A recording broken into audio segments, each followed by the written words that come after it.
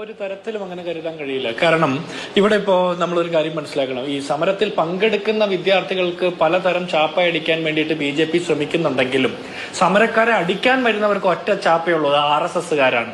അത് യൂണിഫോം ഇടാത്ത RSSകാർ ലാത്തിയടിക്കുന്നു. അതുപോലെ ചൂട് കാരണം കൊണ്ട് നെയിം പ്ലേറ്റ് വെക്കാൻ പറ്റില്ല എന്ന് പറയുന്ന ഉദ്യോഗസ്ഥർ ലാത്തിയടിക്കുന്നു. ഇവരെല്ലാവരും RSSുമായിട്ടോ BJP ആയിട്ടോ ബന്ധപ്പെട്ട ആളുകളാണ്. അക്രമികൾ, അക്രമം ഏറ്റുവാങ്ങുന്ന ആളുകൾ. ഹിന്ദി ഹാർട്ട്ലാൻഡിൽ നിന്നടക്കം കുടുംബസമേതം കുട്ടികൾ അവിടെ വന്ന് സമരം ചെയ്യുന്നു. അവരുടെ അച്ഛനും അമ്മയും ഒക്കെ സമരപ്പന്തലിൽ എത്തുന്നു. അവർക്ക് കൃത്യമായിട്ട് അറിയാം ഈ അക്രമം നടത്തുന്നത് മോദി സർക്കാരിന്റെ നേരിട്ടുള്ള നിയന്ത്രണത്തിൽ തന്നെയാണെന്ന്. അപ്പോൾ ഈ സമരം നടത്തുന്ന കുട്ടികൾ അവിടെ അക്രമം നടത്തി എന്നുള്ള രീതിയിൽ വ്യാജമായ കഥകൾ പടച്ചുവിടുക. ഈ ചർച്ചയിൽ തന്നെ ഗോപാലകൃഷ്ണൻ പറഞ്ഞത് എന്താ? പാട്നയിൽ ഹൈഡ്രജൻ ട്രെയിനെതിരെ നടന്ന അക്രമം, അതായത് ഡൽഹിയിൽ നടക്കുന്ന വിദ്യാർത്ഥി സമരവുമായി ബന്ധപ്പെട്ട വിഷയത്തിൽ ഇവര് കണക്ട് ചെയ്യുന്നത് 1028 കിലോമീറ്റർ അപ്പുറയുള്ള പാട്നയിലെ ഒരു ട്രെയിൻ അക്രമത്തെ കുറിച്ചിട്ടാണ്.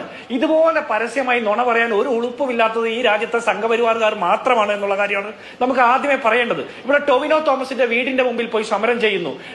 മോഹൻലാലിന്റെ മകൾ വിസ്മയ്ക്കെതിരെ സൈബർ അറ്റാക്ക് ചെയ്യുന്നു. എന്താണ് ഇവിടെ പ്രശ്നം? ഈ പരീക്ഷ എഴുതിയ കുട്ടികളുടെ ആശങ്കയ്ക്ക് പരിഹാരമുണ്ടാക്കാൻ നരേന്ദ്രമോദി ഒന്ന് പത്രക്കാരെ കണ്ടാ പോരെ? അതിനു പകരം ടൊവിനോ തോമസിനെ ആക്രമിക്കുക, അല്ലെങ്കിൽ വിസ്മയെ സൈബർ അറ്റാക്ക് ചെയ്യുക. ഇതിലൊക്കെ ഭേദം നിങ്ങൾക്ക് തോൽവി സമ്മതിക്കുന്നതാണ്. നിങ്ങൾ പരാജയപ്പെട്ടു കഴിഞ്ഞു.